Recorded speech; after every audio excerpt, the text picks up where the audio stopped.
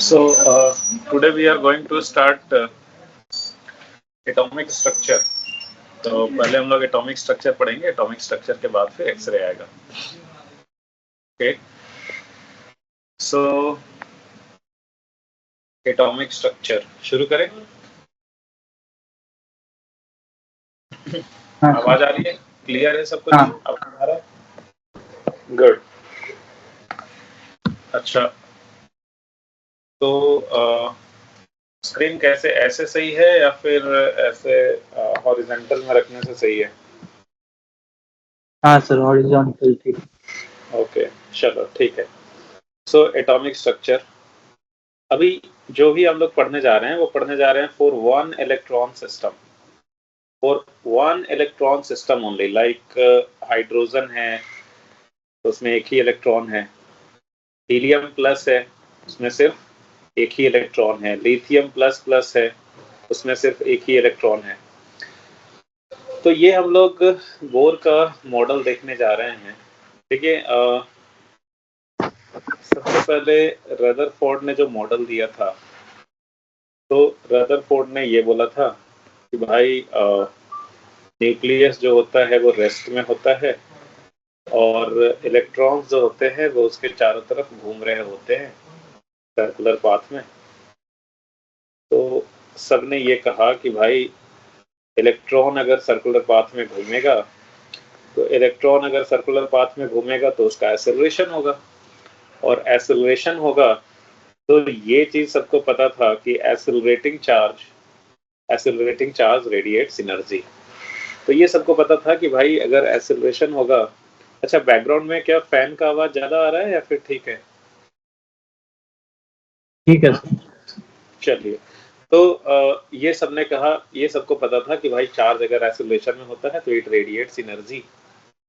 तो यहाँ पे अगर इलेक्ट्रॉन एनर्जी रेडिएट करेगा, मतलब अगर फोटोन्स एमिट करेगा, तो इसका एनर्जी जो है वो होता जाएगा कम, और एनर्जी कम होता जाएगा तो ये धीरे धीरे इसका रेडियस ऑफ द ऑर्बिट कम होते जाएगा और धीरे धीरे जो है वो ये न्यूक्लियस में फॉल हो जाएगा. एंड इस प्रोसेस में जैसे जैसे इसका एनर्जी कम होगा तो ये मतलब डिफरेंट डिफरेंट वेवलेंथ्स के फोटोन एमिट करेगा. तो कंटिन्यूअस ये डिफरेंट वेवलेंथ्स के फोटोन एमिट करेगा. एंड इनफैक्ट इसका लगातार रेडियस कम हो रहा है. तो यहाँ पे जो है वो फोटोन्स जो इमिट हो रहे हैं वो लगातार अलग अलग वेवलेंथ्स के होंगे. तो बहुत सारे वेवलेंथ्स के होंगे. इनफैक्ट यू कैन से कि almost continuous variation of lambda उस टाइप से होगा. कंटिन्यूअस वेरिएशन ऑफ लैम्डा होगा, बहुत सारे वेवलेंथ्स इमिट होंगे अलग अलग. तो पर ऐसा होता नहीं है.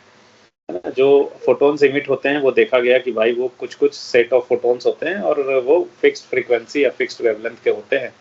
ऐसा कंटिन्यूअस वेरिएशन नहीं होता है वेवलेंथ में या फ्रीक्वेंसी में. और ये जो है इलेक्ट्रॉन में फॉल कर जाएगा तो क्या हो जाएगा कि ये एटम डिस्ट्रॉय भी हो जाएगा, और ये सब होने में बहुत ही कम टाइम लगेगा. बहुत ही कम टाइम में ये सब हो जाएगा. तो फिर तो ये दुनिया एग्जिस्ट ही नहीं करती. तो सबने कहा कि भाई ये तो रदरफोर्ड ने जो बताया वो तो गलत है. तो बाद में इसी को जो है वो बोर ने इस चीज को एक्सप्लेन किया और कुछ पॉस्टुलेट्स लिए.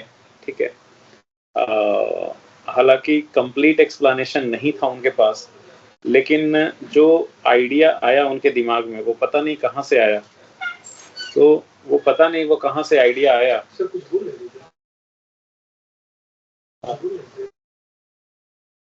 पता नहीं वो कहाँ से उनको आइडिया आया, but finally after a long time वो प्रूफ भी हुआ, सही प्रूफ भी हुआ कि भाई उन्होंने जो बोला था वो सही था. पता नहीं उनको सपने में आया या क्या आया. ठीक है पर कुछ कैसे क्लिक किया वो मालूम नहीं. तो देखो, बोर ने जो है वो 3 पॉस्टुलेट्स लिए. पहला पॉस्टुलेट बोर ने जो है वो ये कहा कि इलेक्ट्रॉन जो है वो न्यूक्लियस के चारों तरफ फिक्स सर्कुलर ऑर्बिट्स में घूमता है. बट वो सारे कोई भी रेडियस का सर्कुलर ऑर्बिट नहीं होता है. वो कुछ ऐसे स्पेशल ऑर्बिट्स हैं जिसमें कि उसमें घूमने पे इलेक्ट्रॉन जो है वो एनर्जी नहीं इमिट करता है।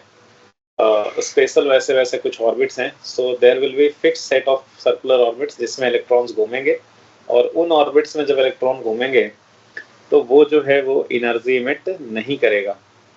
अच्छा, तो पहला इसको बोलते हैं लॉ ऑफ सर्कुलर ऑर्बिट। अब अगर ये इलेक्ट्रॉन घूम रहा है सर्कुलर ऑर्बिट पे, अगर ये इलेक्ट्रॉन घूम रहा है सर्कुलर ऑर्बिट पे, ठीक है, तो सर्कुलर ऑर्बिट पे घूम रहा है, तो who will provide the required centripetal force? Centripetal force तो चाहिए सर्कुलर ऑर्बिट पे घूमने के लिए। कितना सेंट्रीपिटल फोर्स चाहिए? अगर मास इलेक्ट्रॉन का m है तो और इसका अगर स्पीड है इस सर्कुलर ऑर्बिट में, अगर कांस्टेंट स्पीड v से घूम रहा है, तो रिक्वायर्ड सेंट्रीपिटल फोर्स है mv²/r। Who will provide the required centripetal force?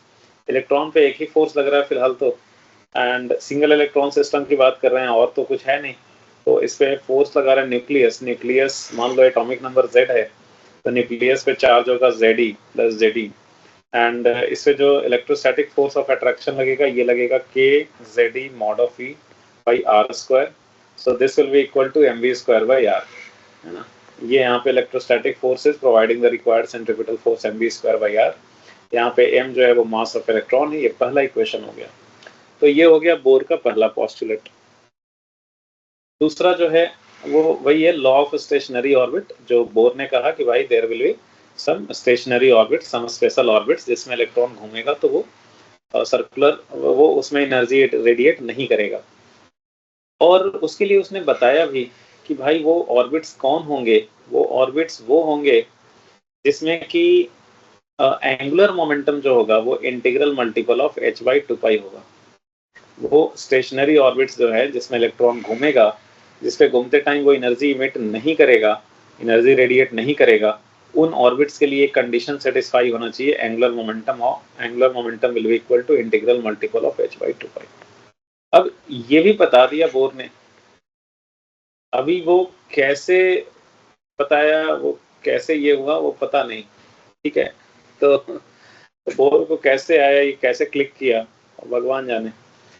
तो एंगुलर मोमेंटम, अगर जैसे ये इलेक्ट्रॉन का मास है m, इसका वेलोसिटी है v, इसका लीनियर मोमेंटम हो गया mv। अगर c के अबाउट एंगुलर मोमेंटम लिखेंगे, ये परपेंडिकुलर डिस्टेंस r है, तो यहाँ पे एंगुलर मोमेंटम c के अबाउट कितना हो जाएगा mvr।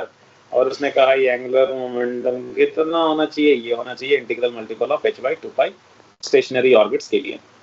So angular momentum mvr will be equal to nh/2π where n is a positive integer. अब देखो आप क्या है ना, एटॉमिक स्ट्रक्चर जो चैप्टर आप पढ़ रहे हो, आगे आपको अलग अलग तरह के क्वेश्चंस आएंगे, बहुत सारे क्वेश्चंस आएंगे। इसमें सारे क्वेश्चन में एक चीज तो तय है, अगर कुछ ऐसा हाइपोथेटिकल सिचुएशन भी ले लेता है, आप देखोगे सब जगह आपका angular momentum integral multiple of h/2π लेना है, और ये आप electrostatic force is providing the required centripetal force mv²/r करना है, वही सॉल्व करके आपका सब कुछ आ जाता है। तो देखो यहाँ पे अपने को क्या क्या नहीं पता है। एक तो ये कितने स्पीड से घूम रहा है वो नहीं पता है, कितना रेडियस है इसका ये नहीं पता है, तो दो वेरिएबल है यहाँ पे, r नहीं पता, v नहीं पता, दो वेरिएबल है, दो इक्वेशन भी आ गया है अपने पास, एक सेंट्रीपिटल फोर्स का, एक angular quantization of angular momentum का। ये दोनों को सॉल्व करेंगे तो हमें v भी मिल जाएगा, r भी मिल जाएगा, ठीक है। एटॉमिक स्ट्रक्चर बहुत ही इंपॉर्टेंट टॉपिक है, मॉडर्न फिजिक्स से लगातार क्वेश्चंस आते ही आते हैं और बन जाता है क्वेश्चंस इसके, तो आप तो जरा इसको बढ़िया से कीजिएगा। देखो फर्स्ट और सेकंड को सॉल्व करेंगे आप, और क्या क्या इसमें इंपॉर्टेंट है याद रखना बहुत जरूरी है इसमें, ठीक है, बिकॉज बिना याद रखे आप कर नहीं पाओगे कुछ, ठीक है, एग्जाम में नहीं हो पाएगा। तो क्या क्या याद रखना जरूरी है वो मैं बता दूंगा आपको। r जो है वो हो जाएगा n²/z, और ये सॉल्व करके ऐसा आएगा h² n²/z h²ε0/π²m। नाउ अब देखो h जो है वो है आपका Planck's constant, ε0 permittivity of free space, pi हो गया 3.14, e हो गया इलेक्ट्रॉन का चार्ज हो गया, m है मास ऑफ इलेक्ट्रॉन हो गया। ये सारे वैल्यूज कांस्टेंट हैं, अगर इनके वैल्यूज आप डाल दो तो इसका वैल्यू आ जाता है 0.529 angstrom, and nearly we call it, आप नियरली इसको 0.53 एंगस्ट्रॉम ले सकते हो कैलकुलेशन पर्पस के लिए, यहाँ पे अब देखो ये जो कांस्टेंट है उसे हम लोग R0 से डिनोट करते हैं, तो R हो जाएगा आपका n square by Z R naught. R is equal to n square by Z R naught, double star लगाया हुआ है, फॉर्मूला याद रखना है ये। R is equal to n square by Z R naught. R naught की value क्या याद रखनी है ऐसा h square epsilon naught by pi square है, बिल्कुल रखना है। देखो इसीलिए हमने यहाँ पे डबल स्टार लगाया है, ये बिल्कुल याद रखना ही है, ठीक है। इसी फॉर्म में h square epsilon naught by pi square m, ठीक है। ये नहीं बिना याद रखे हुए काम नहीं होगा आपका, ठीक है, बिकॉज क्वेश्चंस आपको डायरेक्टली इस पे बेस्ड नहीं पूछे जाएंगे। आपको ऐसा हाइपोथेटिकल सिचुएशन दे देगा कि भाई मान लो एक हाइपोथेटिकल सिचुएशन है, उसमें न्यूक्लियस के चारों तरफ इलेक्ट्रॉन नहीं घूमता है, कोई दूसरा पार्टिकल घूमता है, लेट अस अज्यूम उसका मास जो है वो इलेक्ट्रॉन का 4 गुना है, उसका चार्ज जो है वो इलेक्ट्रॉन का 2 गुना है, तो ब्ला ब्ला ब्ला आप उससे फिर क्वेश्चन पूछ लेगा आपको, तब उससे क्वेश्चन पूछ लेगा, ठीक है। तो अब पूछ लेगा कि भाई सेकंड ऑर्बिट का जो रेडियस होगा वो हाइड्रोजन लाइक एटम उसके रेडियस का कितना टाइम्स होगा। तो जब आपको ये अब आप हर एक छोटे छोटे क्वेश्चन के लिए आप डेरिवेशन नहीं कर सकते एग्जाम में। अब आपको जब ये पता रहेगा कि भाई ये जो कांस्टेंट टर्म था ये h square epsilon naught by pi square m था, यहाँ पे E जो है वो इलेक्ट्रॉन का चार्ज है, m इलेक्ट्रॉन का मास है, तो आप बोलोगे भाई अगर वो हाइपोथेटिकल पार्टिकल होगा तो यहाँ पे वो हाइपोथेटिकल पार्टिकल का चार्ज आ जाएगा, वो हाइपोथेटिकल पार्टिकल का मास आ जाएगा, तो यानी कि यहाँ पे R हो गया inversely proportional to Q square m, ठीक है। अभी अगर आपको ये पता है तो आप सिंपली चार्ज का रेशियो दिया हुआ है, मास का रेशियो दिया हुआ है, यहाँ से आपको निकल जाएगा रेडियस का रेशियो, ठीक है। तो ये याद रखना ही है, ये भी याद रखना है R naught is H square epsilon naught by pi square M, और ये वैल्यू भी याद रखना है 0.53 एंगस्ट्रॉम, ठीक है। क्लियर है, क्लियर है। अब देखो यहाँ पे रेडियस हमें निकल गया है, तो रेडियस निकल गया है तो जो m v r angular momentum m v r is equal to n h by two pi था, यहाँ से आप v लिख सकते हो, v will be equal to n h by two pi m r. अभी r का ये वैल्यू डाल दो आप, जो भी आपने लिखा n square by Z, R naught की जगह h square epsilon naught by pi square m, ये वैल्यू अगर आप सब्स्टिट्यूट कर दोगे तो v का जो वैल्यू है ये आ जाता है आपका इतना, v इज इक्वल टू आता है e square by two H epsilon not Z by m। सो ये जो कांस्टेंट है इसको आप v नॉट कर लो। क्या v नॉट का वैल्यू याद रखना जरूरी है e square by two H epsilon not? नहीं, ये v नॉट की वैल्यू नहीं याद रखोगे तो भी काम चल जाएगा, v नॉट की वैल्यू याद रखना जरूरी नहीं है, बट इतना याद रखना है कि हाँ v जो होता है वो directly proportional to z by n होता है, ये याद रखना जरूरी है। So v is equal to some constant v naught into z by n, ठीक है। तो ये फॉर्मूला याद रखना जरूरी है, v का काम पढ़ते रहता है, ठीक है, बहुत जगह पड़ेगा। वैसे ये याद रखने का एक आपको आसान तरीका भी बताता हूँ। एनर्जी आपको केमिस्ट्री में पढ़ाई है आपने, याद होगा, E is minus Z square by N square E naught. तो एनर्जी जो है वो directly proportional to Z square by N square होता है, चाहे वो मैकेनिकल एनर्जी हो या काइनेटिक एनर्जी हो या पोटेंशियल एनर्जी हो। अभी काइनेटिक एनर्जी होता है हाफ एम वी स्क्वायर, ठीक है, हाफ एम वी स्क्वायर। तो v स्क्वायर हो गया directly proportional to Z square by N square, तो v हो गया directly proportional to Z by N. तो अगर ये भूल जाओ तो ऐसे आप रिकॉल कर सकते हो। So v is directly proportional to z by n, ठीक है। बोलिए क्लियर है, आगे बढ़े।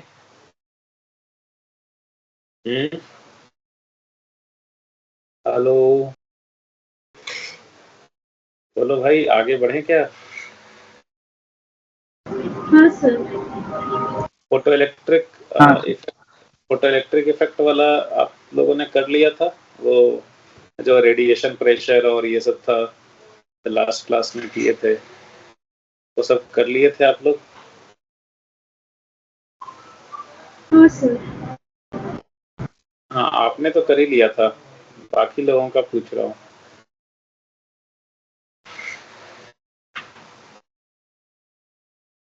देखो नेक्स्ट आ जाते हैं हम लोग एनर्जी पे। एनर्जी, यहाँ पे एनर्जी जो है मैकेनिकल एनर्जी के दो पार्ट्स होंगे, एक काइनेटिक एनर्जी, एक पोटेंशियल एनर्जी। पोटेंशियल एनर्जी आप जानते हो क्या होता है, k q1 q2 by r। Nucleus पे चार्ज है प्लस जेडी, इलेक्ट्रॉन घूम रहा है न्यूक्लियस के चारों तरफ, है ना, इलेक्ट्रॉन पे चार्ज है -e, तो Q1 हो गया +Ze, Q2 हो गया -e, तो K Q1 Q2 by R, potential energy हो गया K Q1 Q2 by R, तो ये हो गया आपका -Jd²/4πε0R। पोटेंशियल एनर्जी ये हो गया। काइनेटिक एनर्जी जो है ये 12 mv² है।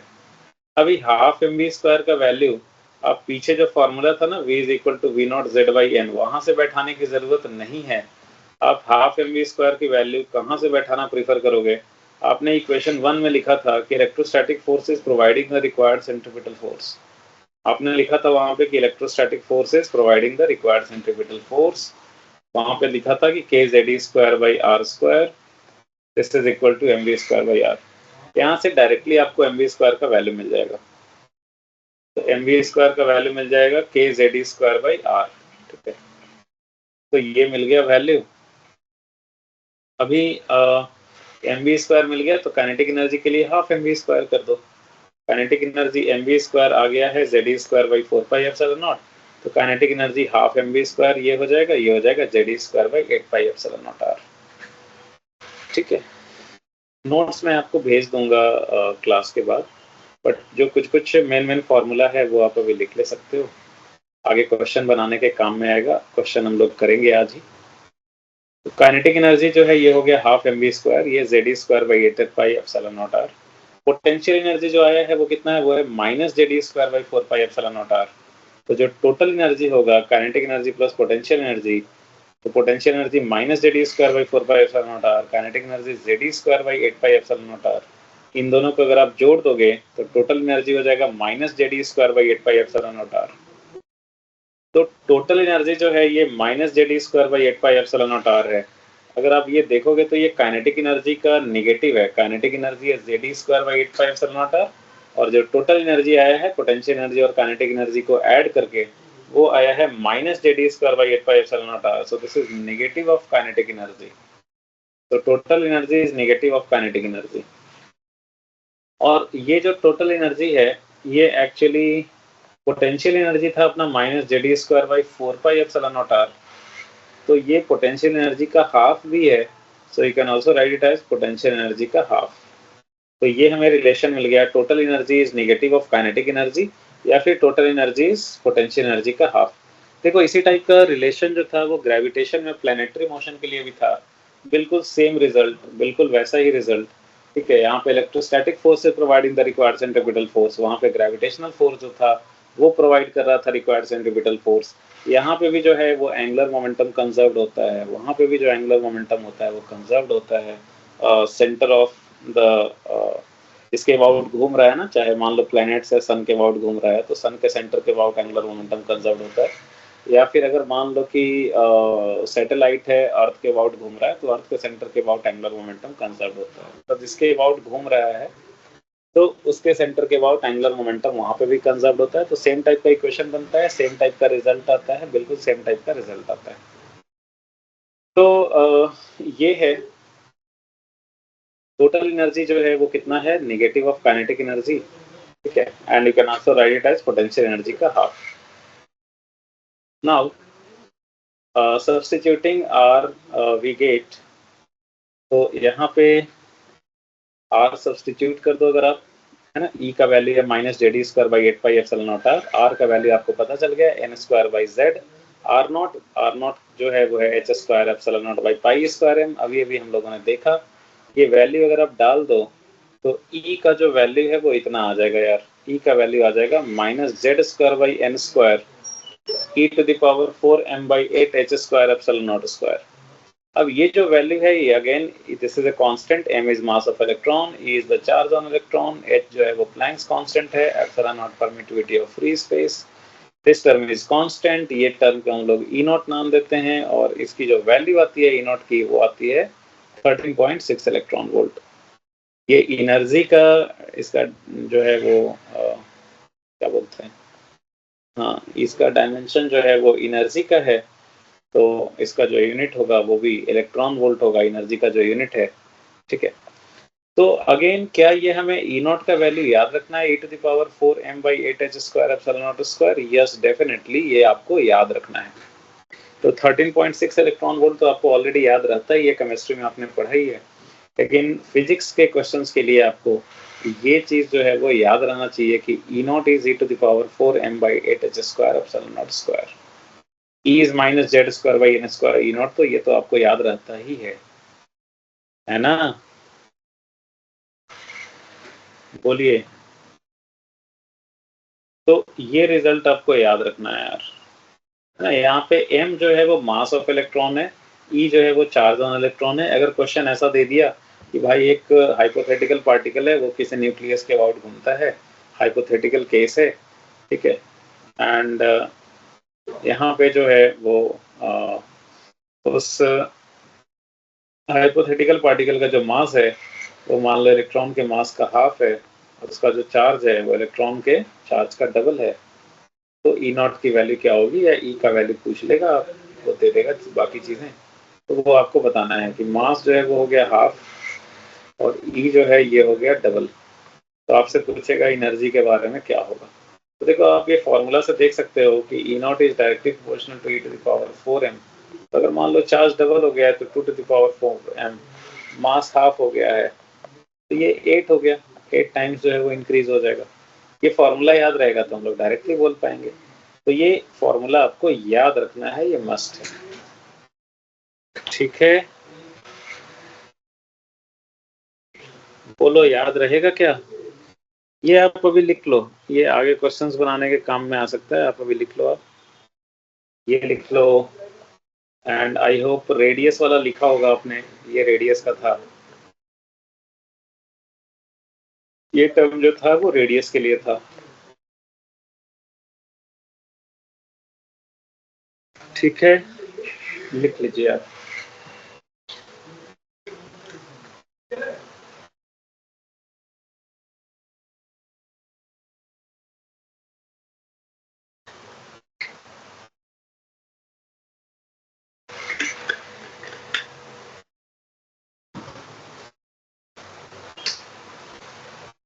आगे बढ़े,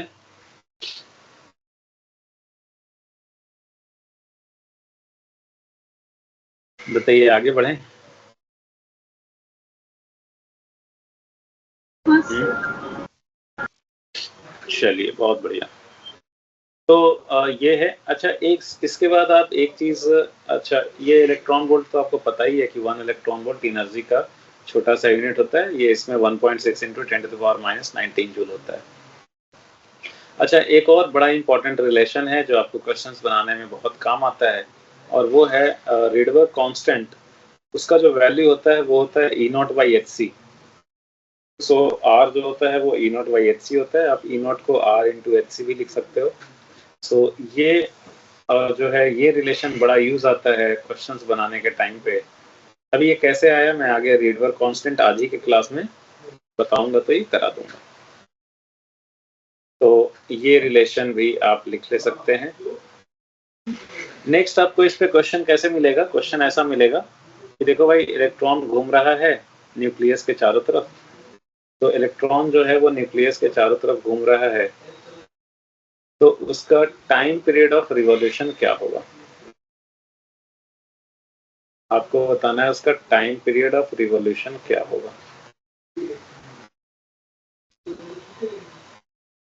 इलेक्ट्रॉन घूम रहा है ऐसे कांस्टेंट स्पीड से घूम रहा है या रेडियस के सर्कल पे, आपको बताना है टाइम पीरियड ऑफ रिवॉल्यूशन।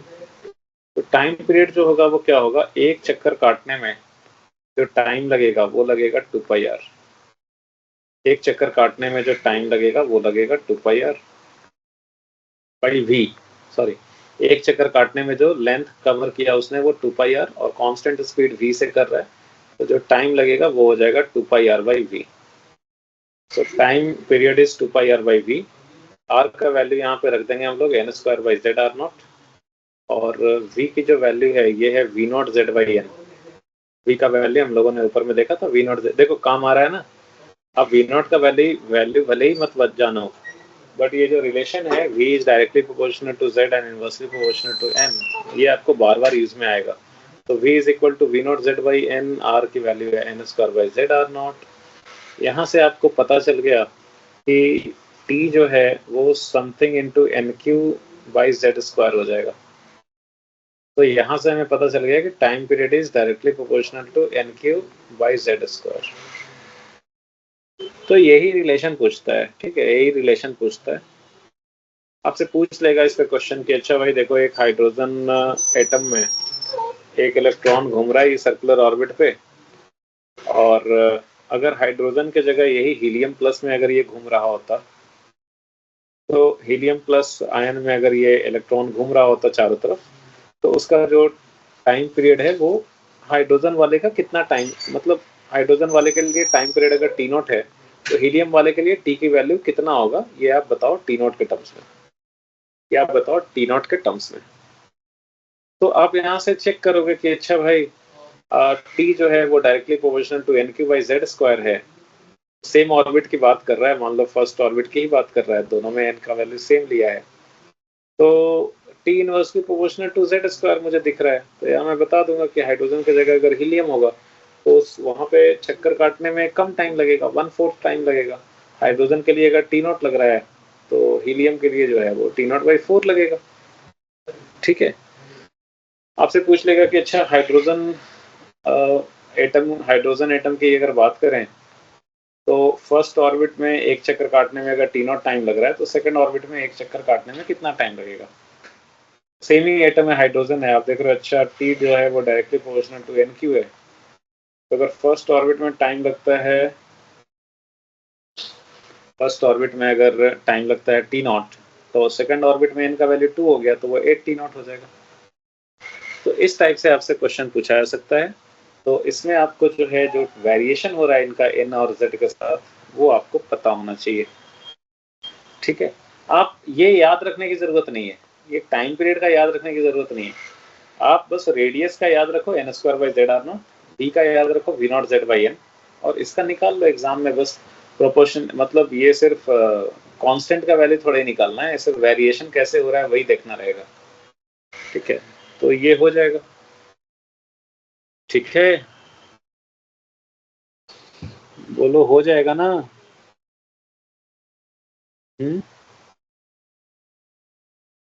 हाँ सर। बहुत बढ़िया। नेक्स्ट है, आपसे पूछ लेगा कि अच्छा करंट एसोसिएटेड बताओ, कि अगर मान लो ये इलेक्ट्रॉन घूम रहा है इस ऑर्बिट के चारों तरफ, तो इस इलेक्ट्रॉन का जो मोशन है उसके परपेंडिकुलर डायरेक्शन में अगर एरिया ऑफ क्रॉस सेक्शन ले, तो इससे कितना करंट फ्लो हो रहा है, तो इससे करंट कितना फ्लो हो रहा है। तो आप बोलोगे यार यहाँ पे हमने अगर एक क्रॉस सेक्शनल एरिया लिया, अभी अगर इलेक्ट्रॉन यहाँ से पास कर रहा है तो टी टाइम के बाद फिर से क्रॉस करेगा, that means after every time T यहाँ से जो चार्ज पास कर रहा है इस क्रॉस सेक्शनल एरिया से वो ई है।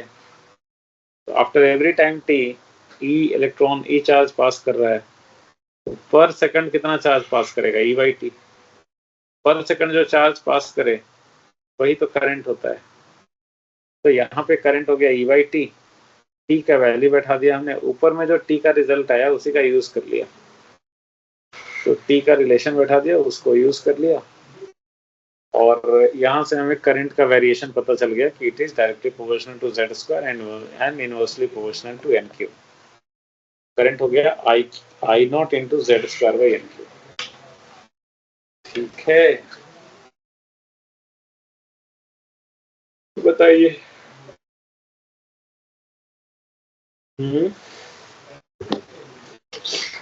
तो करंट ये हो गया, बोलो क्लियर है, आगे बढ़े। हाँ सर। नेक्स्ट है मैग्नेटिक मोमेंट। तो अब देखो, अगर करंट यहाँ पे लाइक अगर ये सर्कुलेटिंग चार्ज है, सर्कुलेटिंग चार्ज की वजह से एक करंट जनरेट हो रहा है, करंट है, और ये प्लेनर फिगर है, सर्कल प्लेनर है, तो एक मैग्नेटिक मोमेंट भी एसोसिएटेड होगा। और हम लोगों ने पढ़ा था ईएमआई वाले चैप्टर में कि मैग्नेटिक मोमेंट जो होता है, ईएमआई नहीं, मैग्नेटिज्म में ही पढ़ा था। मैग्नेटिक मोमेंट जो होगा वो होता है एन आई ए वेक्टर, और यहाँ पे इलेक्ट्रॉन सर्कुलेट कर रहा है तो नंबर ऑफ टर्न्स तो एक ही हुआ, आई हो गया, एरिया हो गया पाई आर स्क्वायर, आई जो है ये हो गया क्यू ओमेगा बाई 2 पाई, तो मैग्नेटिक मोमेंट जो है वो है Q omega R square by 2। तो magnetic moment is Q omega R square by 2। अभी मैग्नेटिक मोमेंट जो है Q omega R square by 2 था ना। हाँ, अभी ओमेगा के लिए आप देखो, आप ये भी फॉर्मूला यूज कर सकते हो, Q omega R square by 2, तो क्यू हो गया ई।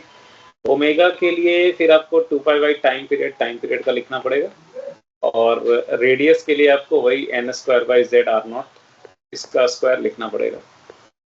या फिर आप ऐसे भी यूज कर सकते हो कि मैग्नेटिक मोमेंट लिख दिया current into pi R square, और करंट जो है हमने अभी अभी लिखा है I naught Z square by N cube. तो अगर करंट लिखा हुआ है अभी अभी का, तो आप वो भी यूज कर सकते हो, दोनों से सेम आंसर आएगा, पाई आर स्क्वायर। तो यहाँ पे जो है वो आर है N square by Z R naught, तो आर का स्क्वायर। तो यहाँ पे मैग्नेटिक मोमेंट हो गया directly proportional to Z by N आ रहा है ना, कट गया, तो जेड स्क्वायर है, इधर स्क्वायर है, तो स्क्वायर तो जेड स्क्वायर कट जाएगा, और ये जो है एन स्क्वायर, ये इधर तो एन टू द पावर 4 हो गया, इधर एन क्यू है, ये magnetic moment directly proportional to N हो गया। Magnetic moment is directly proportional to N, तो ये जेड से इंडिपेंडेंट है। ठीक है, मैग्नेटिक मोमेंट देखो, आपको बोर मैग्नेटॉन बताया था मैग्नेटिज्म वाले चैप्टर में। बोर मैग्नेटॉन क्या होता है कि ये मैग्नेटिक मोमेंट का ही जो है ना वो यूनिट होता है।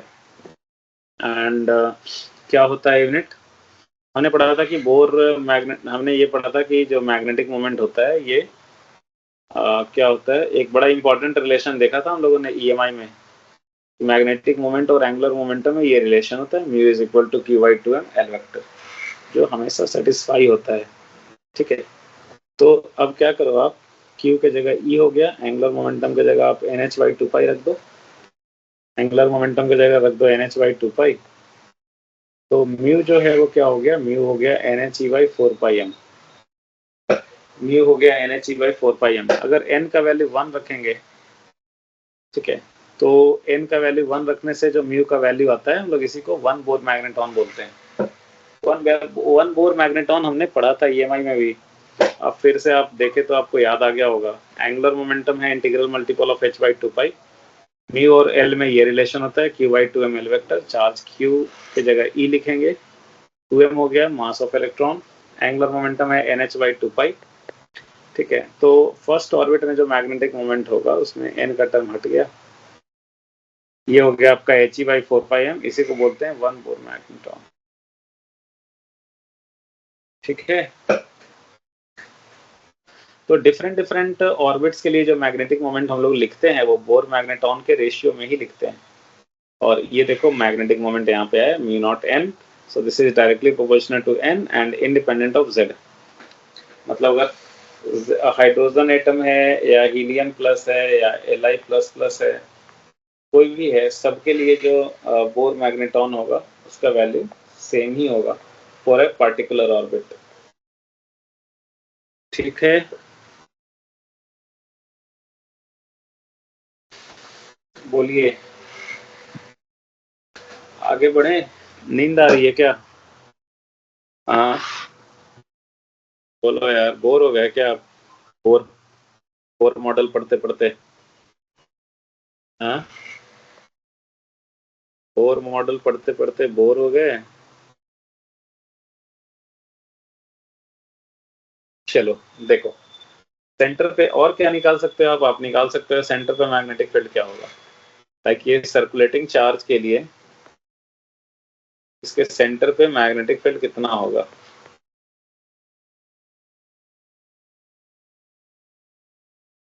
सर्कुलेटिंग चार्ज है, सर्कुलेटिंग चार्ज है, आपने देखा कि इसकी वजह से करंट हो जाता है क्यू ओमेगा बाई 2 पाई। तो अगर ये सर्कुलर करंट कैरिंग वायर की तरह बिहेव कर रहा है तो इसके सेंटर पे मैग्नेटिक फील्ड भी होगा। मैग्नेटिक फील्ड कितना होता है at the centre of a circular current carrying wire? वो होता है mu naught I by 2 R. तो mu naught I by 2 R, R की जगह पे बैठा दो N square by Z R naught, और आई के जगह बैठा दो आई की जगह बैठा दो, हमने ऊपर में जो निकाला था I naught Z square by N cube, देखो आई निकाला था I naught Z square by N cube, तो आई की जगह पे ये बैठा दो अब ये सब कांस्टेंट टर्म एक तरफ आ जाएगा और ये हो जाएगा Z Q by N to the power 5। So magnetic field at the centre हो जाएगा some constant into Z Q by N to the power 5। ठीक है, बोलिए।